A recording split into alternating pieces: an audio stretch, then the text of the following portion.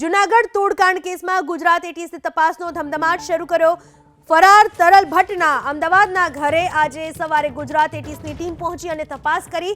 વેપારીની તોડકાંડની ફરિયાદ બાદથી તરલ ભટ્ટ ફરાર થયો છે, જેની ગુજરાત એટીએસ તપાસ ચલાવી રહી છે। જૂનાગઢમાં ફરિયાદી સાથે તોડ કરવા મામલે તરલ ભટ્ટ સામે ફરિયાદ નોંધાઈ છે। ફરિયાદ નોંધાયા બાદ તરલ ભટ્ટ ફરાર છે। એબીપી અસ્મિતા તરલ ભટ્ટના નિવાસસ્થાને પહોંચ્યું છે કે જ્યાં એટીએસ દ્વારા ગઈકાલે 1.5 કલાક જેટલો સમય અહીંયા તપાસ કરવામાં આવી હતી। સોલા વિસ્તારમાં આવેલ શિવમ રેસિડેન્સીના 5મા માળે 501 મકાન નંબર છે કે જ્યાં તરલ ભટ્ટ પોતાનું મૂળ નિવાસસ્થાન ધરાવે છે।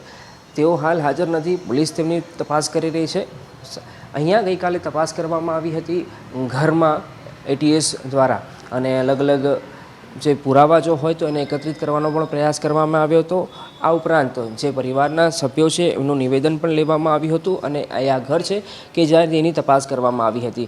આપ જોઈ રહ્યા છો કે અહીંયા જે નેમપ્લેટ હતી એ નેમપ્લેટ પણ આખો વિવાદ સામે આવ્યા બાદ અહીંયા આપ જોઈ રહ્યા છો કે ઉખાડી નાખવામાં આવી હોય એ સ્પષ્ટ જોવા મળી રહ્યું છે। પણ એટીએસ અને અન્ય એજન્સીઓ છે તરલ ભટ્ટની સાથે સાથે જે તોડકાંડમાં સંડોવાયેલ પોલીસ કર્મીઓ છે એની તપાસ કરી રહી છે, જેના ભાગરૂપે અમદાવાદમાં તરલ ભટ્ટનું નિવાસસ્થાન આવેલું છે સોલા વિસ્તારમાં શિવમ રેસિડેન્સીમાં, ત્યાં પણ તપાસ કરવામાં આવી હતી। પરિવારજનો કંઈ જો કે આ મામલે બોલવા તૈયાર નથી। કેમેરા પર્સન કમલેશ પટેલ સાથે અર્પિત દરજી, એબીપી અસ્મિતા, અમદાવાદ।